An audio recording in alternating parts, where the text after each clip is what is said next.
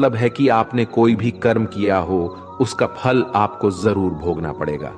अगर आपने अच्छे कर्म किए हैं तो वो जाने अनजाने में किसी मुश्किल वक्त पे आपको वो अच्छे कर्म उस मुश्किल वक्त से बचा ही लेंगे। अगर आपने गलत कर्म किए हैं, पाप किया है, तो उसकी सजा भी आपको जरूर मिलेगी।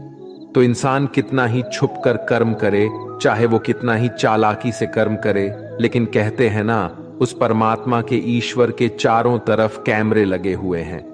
हमारे एक एक कर्म पर वो प्रकृति, वो परमात्मा अपनी दृष्टि बनाए रखते हैं।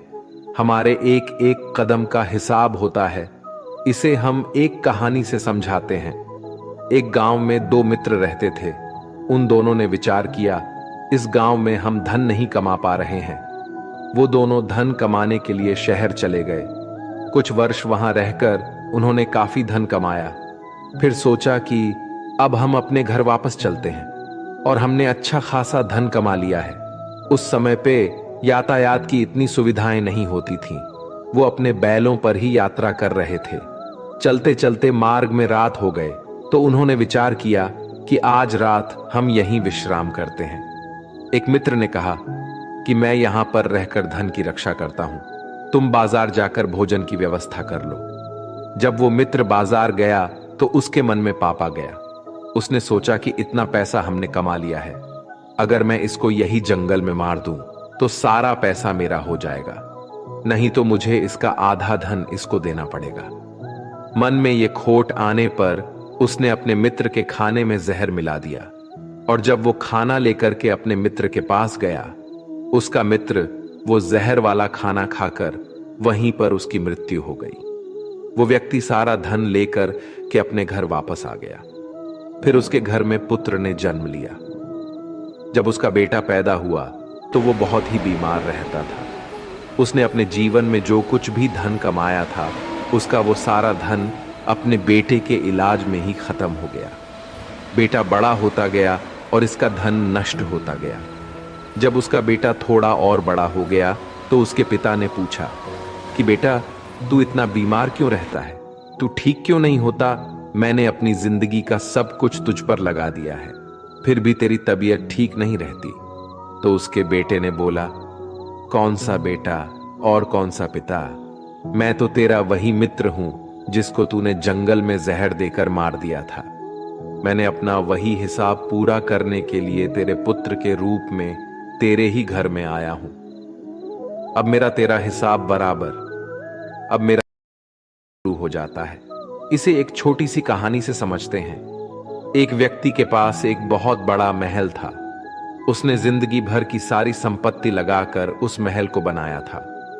आसपास के शहरों के कई लोग उसके महल को देखने आते थे। कई बड़े बड़े सेठ उसके महल को खरीदने की कोशिश करते थे। इसलिए वो महल उसका अहंकार हो गया, उसके जीने की वजह था। उसका उस महल से बहुत लगाव था। एक दिन उसके महल में आग लग गई और वो कहीं बाजार गया हुआ था। जब वो घर लौट कर आया तो उसने देखा कि उसका महल तो आग में जल रहा है। अपने घर को आग में जलता हुआ देखकर उसे इतना दुख हुआ। उसने कहा, अगर ये महल नहीं रहेगा तो मैं भी जिंदा नहीं रहूंगा। अगर मेरा महल ही जलकर राख हो जाएगा तो मैं जी कर क्या करूंगा। वो भी उसी आग में छलांग लगाने की कोशिश करने लगा, तो किसी दूसरे व्यक्ति ने उसे रोक लिया और कहा कि भाई, ये जो तुम्हारा महल है, इस महल को तुम्हारे कल बेटे ने किसी और को बेच आया है। जब उसे पता चला कि ये महल अब मेरा नहीं किसी और का हो चुका है, तो उसकी सारी चिंता खत्म हो गई। जैसे और लोग उस जलते हुए महल को देखकर तमाशा देख रहे थे, वैसे ये भी खड़ा हो गया।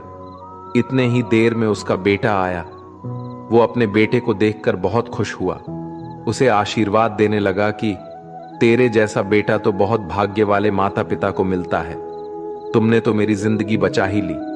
आज इस घर में आग लग रही थी और तूने कल ही इसका सौदा कर दिया। वो अपने पिताजी से कहने लगा कि पिताजी, इस महल के सौदे के लिए बात तो करने गया था, पर सौदा कभी पक्का हुआ ही नहीं है। जब उसके पिता ने यह सुना कि अभी इस महल का सौदा हुआ ही नहीं है, तो वो दोबारा से फूट फूट कर रोने लगा और अपनी छाती पीटने लगा। महल वही है, इंसान वही है, लेकिन जब महल मेरा है तब वो दुख भी देता है, खुशी भी देता है। लेकिन जब वो मेरा नहीं है, उससे मेरा कोई रिश्ता नहीं है, तो सारे दुख खत्म हो जाते हैं। ऐसे ही जिंदगी में जब किसी जगह, किसी इंसान को, किसी रिश्ते को, किसी काम को हम अपना मान लेते हैं, मेरा मान लेते हैं, वो वहीं से सारे दुखों की शुरुआत होती है, वहीं से हर तकलीफ की शुरुआत होती है।